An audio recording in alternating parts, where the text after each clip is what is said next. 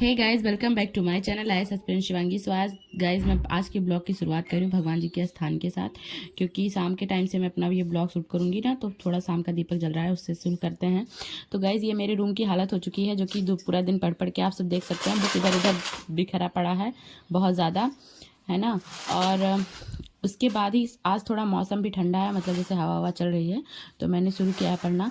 और गाइज अब जो टाइम है ना, वो बहुत कम टाइम बचा हुआ है, सभी को पता है, यूपीएससी 2025 में। तो अब जो स्टडी है, जैसे अब बहुत ज़्यादा, मतलब मेरा ऐसा मानना है कि जितने भी लोग स्टडी कर रहे हैं, उनको ये चीज़ें समझना पड़ेगा कि कौन से ऐसे टॉपिक हैं, मतलब सब्जेक्ट आप कोई भी लीजिए, लेकिन उसमें टॉपिक भी इंपॉर्टेंट की तरफ जाना पड़ेगा पीवाईक्यूज एनालिसिस के थ्रू, कि कौन से टॉपिक ऐसे हैं जो मतलब बहुत ही ज़्यादा इंपॉर्टेंट है। क्योंकि अब वो टाइम नहीं है कि आप पूरा बुक कवर कर रहे हैं, राइट, कि पूरी नोट्स आपकी, अब इंपॉर्टेंट उसको देखना पड़ेगा कि राइट, कि किसके रिपीट हो रहे हैं बार बार क्वेश्चन, किससे पूछा गया है, या फिर कौन से ऐसे टॉपिक है करंट में जो कि मतलब बहुत ज़्यादा पूछने की उसमें संभावनाएं हैं, बहुत सारी चीज़ें हैं।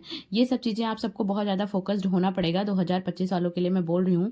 बाकी जो 2026 के लिए प्रिपेयर कर रहे हैं, उनका अभी अच्छा खासा तैयारी वो करते रहे अपना एक अच्छी प्रॉपर स्ट्रेटजी बना के।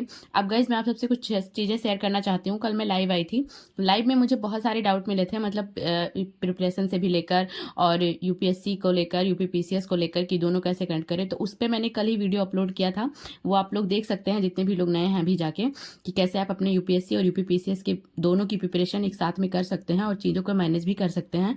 बट अगर बात करें, कुछ लोगों का था कि दीदी हम शुरू करना चाहते हैं, बट हमारे कहाँ वहाँ का माहौल बहुत ज़्यादा माहौल ख़राब है, लोग शुरू ही नहीं करने दे रहे हैं, बहुत सारी चीज़ें हैं, हमें समझ ही नहीं आता, हमें हिम्मत ही नहीं मिलती, दीदी थोड़ा सा गाइड कर दीजिए, बता दीजिए कैसे शुरू करें।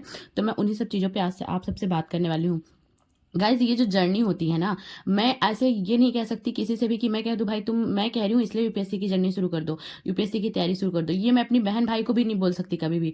अरे अगर आप में ये चीजें हो ना, क्योंकि जिस दिन से आप ये जर्नी शुरू करते हो ना, जैसे आप कह रहे हो अभी कि शुरू ही नहीं करने देते, उसमें बहुत सारी लड़कियों का था जो कि गाँव से रहती हैं, जैसे मैं सेम सिचुएशन मेरी है उसी के अकॉर्डिंग। तो ये जो जर्नी है ना, जब आप शुरू करोगे उसी दिन से आपकी लाइफ बहुत ज़्यादा डिफिकल्ट होने वाली है। रीज़न ये है कि ये जो जर्नी है 1-2 दिन की है नहीं, सालों साल की है।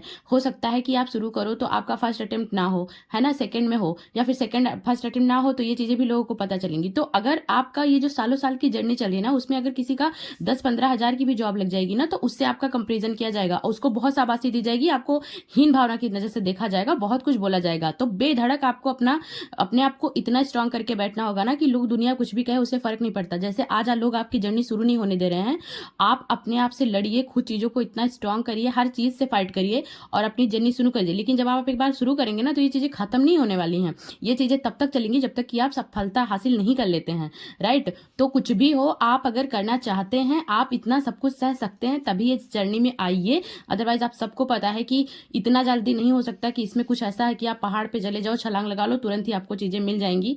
यहाँ बहुत ज़्यादा धैर्य रखने की ज़रूरत है और निरंतर प्रयास करना पड़ेगा। कितना भी आपको लगे कि हाँ लाइफ में चीज़ें खराब है, कितना भी लगे कि सिचुएशन बिल्कुल अजीब आ जा रही है, कुछ समझ ही नहीं आ रहा है, तब भी आपको लगे रहना पड़ेगा।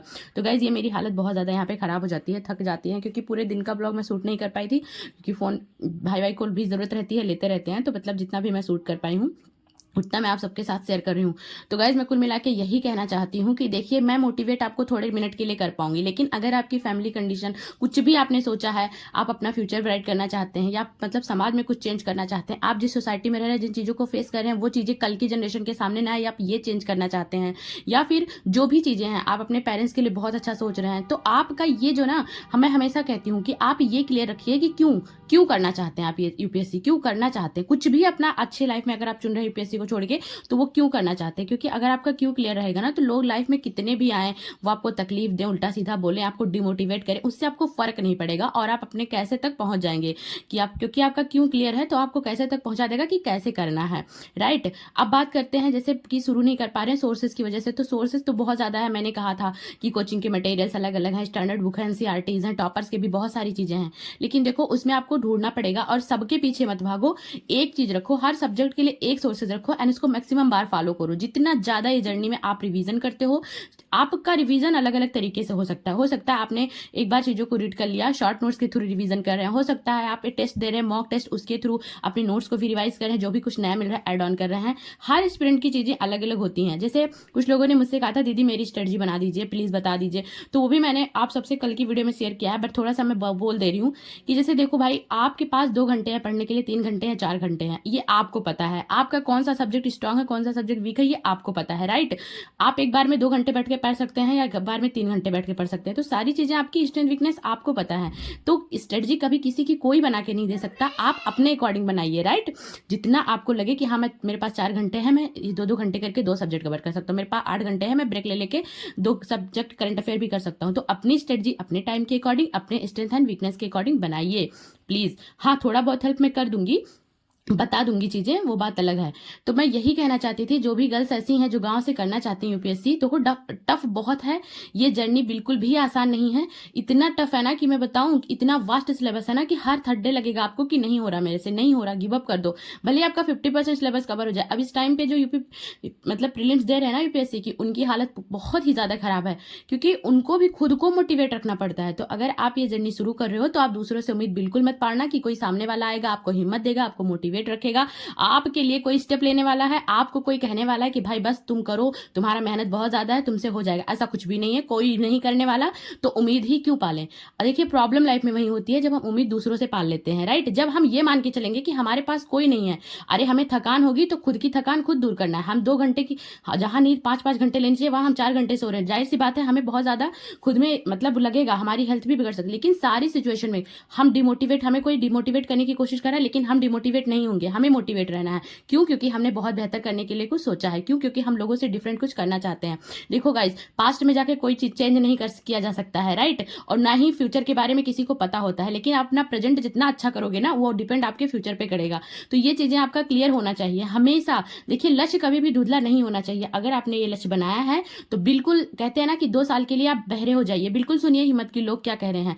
प्रॉब्लम जितनी आपकी लाइफ में है, जितनी भी प्रॉब्लम लाइफ में है, यही तो होता है कि त्याग मांगती है आपसे यूपीएससी। क्या त्याग मांगती है?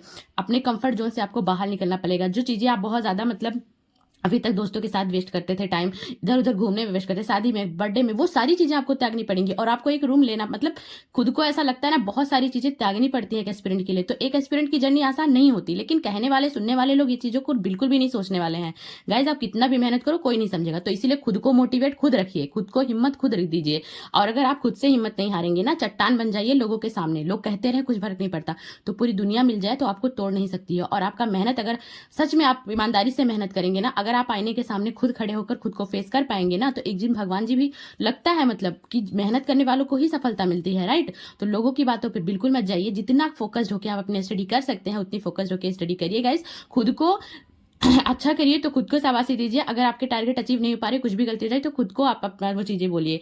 तो ठीक है गाइस, जितने भी लोग नए हैं मेरे चैनल पे, उन लोग प्लीज चैनल को सब्सक्राइब कर दीजिएगा एंड वीडियो को लाइक कर दीजिएगा गाइस। मिलते हैं फिर नेक्स्ट ब्लॉग में।